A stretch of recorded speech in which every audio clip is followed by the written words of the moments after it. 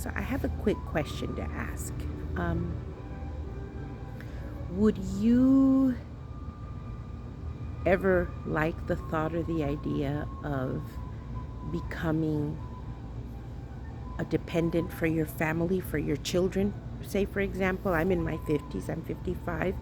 Um, I guess I can ask myself the question, would I like being under the care of my daughter, both of my daughters, if all of a sudden I had a medical emergency, something like a stroke or a heart attack that caused me to not be able to have my, whether it's my mobility, my speech, my ability to drive, my ability to take care of myself, and all of a sudden, from one minute to the next, my life was altered and changed because of my heart health. Something happened to me with my heart that caused me to now I'm under the care of my child. Are those things that you people think about, uh, that anybody thinks about? I'm just curious because I work in cardiology. I don't work on the clinical side, but I do get to see. I work in a hospital. I work for doctors. I work for 5 cardiologists, and there's a combination of things that I get to see. I'm that person that you deal with for scheduling testing, scheduling appointments. That I'm that person that gets to hear the whole story, the sob story, the I need to get my parent in, or I need to see the car. No, this test has to happen like yesterday. And we can't because we depend on a hospital, and it just there's a whole bunch of factors that come into play, getting authorizations and all. And one of the reasons why I was asking was because I was curious in finding out if people think about what would happen if from one day to the next you became your child's dependent, and moving forward they have to take care of you, they have to make a space for you in the home, and because you can't afford or they can't afford a facility for you or a nursing home for you. And by the way, speaking of nursing homes, right now, take the time to take a trip to a nursing home, to check it out and say, hey, I'm looking into one day, I may end up here and I'd like to take a little tour. It'd be something really good. I myself have worked in nursing homes, in memory care. I've worked on many levels. I've gotten to see the whole nursing home facility. And it's not anything pretty. I'll just tell you right there and then. It's not, unless you're a millionaire. I haven't been to those beautiful millionaire sites where they take care of you and pamper you like it's the Ritz-Carlton. I haven't seen one of those. I've seen the one where I see a patient without socks, walking around without a shirt, in a diaper, disoriented. I see another one sitting in front of his breakfast and it's already dinner time and he's sitting in a corner, forgotten. Now, those are things that can happen in facilities. I'm not saying it happens at every facility. I'm not trying to badmouth facilities, but I'm trying to paint a picture for you of reality. Anyway, getting back to our families. If you find yourself in a condition, in a situation where you become sick, whose care are you going to fall under? Probably your kids. They're going to have to take care of you, and you're going to burden them. I mean, just picture this. They already have little kids. They have a job. They're trying to juggle their life. Whoops, but now a big event happened in the family. Mom or dad got sick, and now we have to take care of them. What is that going to look like? And one of the reasons why I'm jumping on board is because today I was talking with a family member who, unfortunately, they got the surprise, dad became sick, emergency room. Now he can't take care of himself. 2 weeks ago, he was perfectly fine. He was in Mexico having a wonderful and lovely little vacation for the summer. Came back, things changed all of a sudden. He thought he was going to come right back to Dallas to go to work, but that's not the case.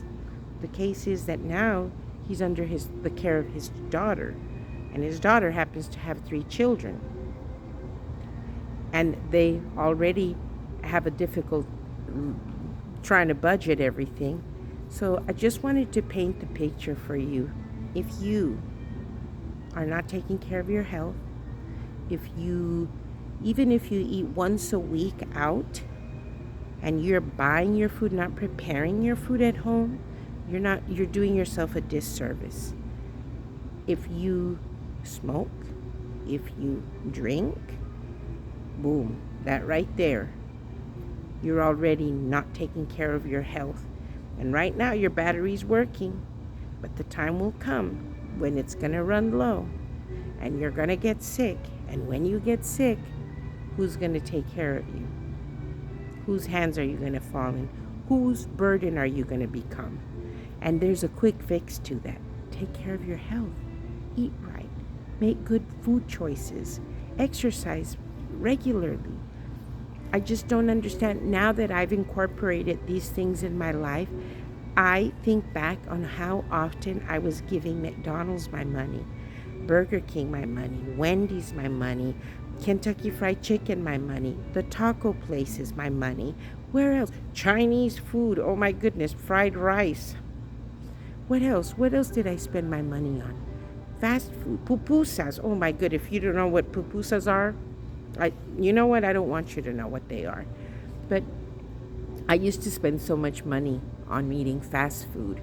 I used to drive, on my drive from home to work and from work to home, all I see are fast food places, eateries, places where I would throw my money away. And it's been about a year that now when I drive through them, I'm like, look how much money I'm not wasting anymore. I'm not. You know where I shop? I shop now at Costco. What do I buy? Snacks. I buy yogurts. I buy nuts. I buy mush. I buy everything that is a one ingredient type of a meal of food. I buy vegetables. I buy my own meat. I buy everything that I know comes from the ground, has been grown somewhere on a farm. I don't like buying things that come in boxes, especially not cans. If it's frozen, I'm very picky and particular.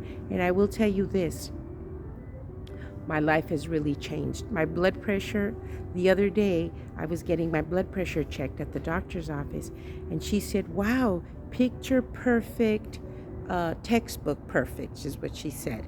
And I was like, and do you know what it took for me to make my blood pressure that what it is? You have no idea.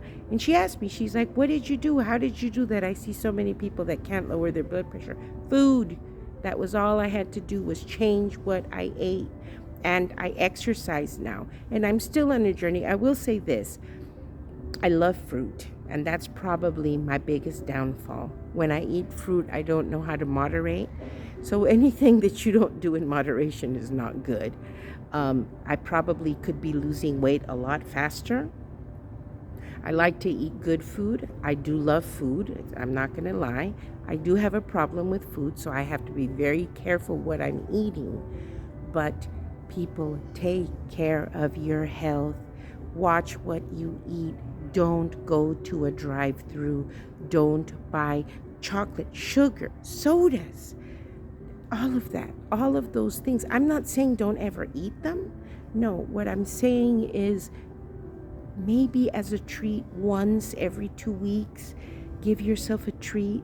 Go out to a restaurant and splurge. And even when you go out, try to select places that are, I'm still a fan of Chipotle. I'm still a fan of Chipotle because I can actually see the items of food. I could see the chicken, I could see the beef, I could see the pork, I could see the veggies, I could see the lettuce.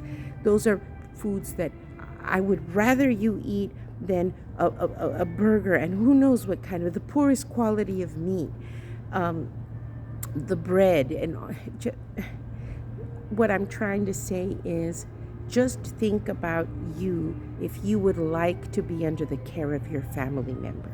So anyway, this led me to talk about this because of a family member that called my office. and they can't afford the tests that their dad needs. They can't afford them. And that's another thing that you need to take into consideration. A lot of people say, oh, what if I go to the ER, they'll take care, well, they'll give me the test I need. Oh, they're not. You know what the ER is going to do? They're going to patch you up, put Band-Aids on you if needed. And when I say Band-Aids, they're just going to stabilize you, make sure that you can walk out of there breathing and you're well, so that you could become someone else's problem. I'm not even lying. And that is the truth. You think that when you show up at the ER, you don't have insurance, they're going to give you the heavy-duty tests? They're not, because somebody has to pay for them. And it's not going to be the ER. So a lot of people think, oh, I'll just go to the ER. The ER will take care of me. They'll do my tests. No, they're not. They're not going to do any tests on you.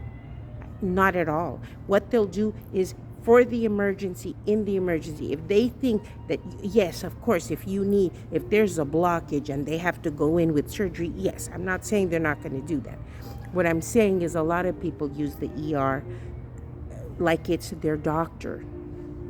Not anymore. Those days are over. They're not going to give you an echocardiogram in the emergency room unless you truly need it.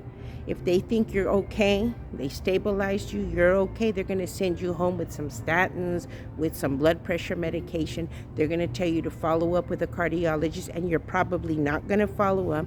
And then 6 months down the line, you're going to call my office and you're going to say, my chest is hurting.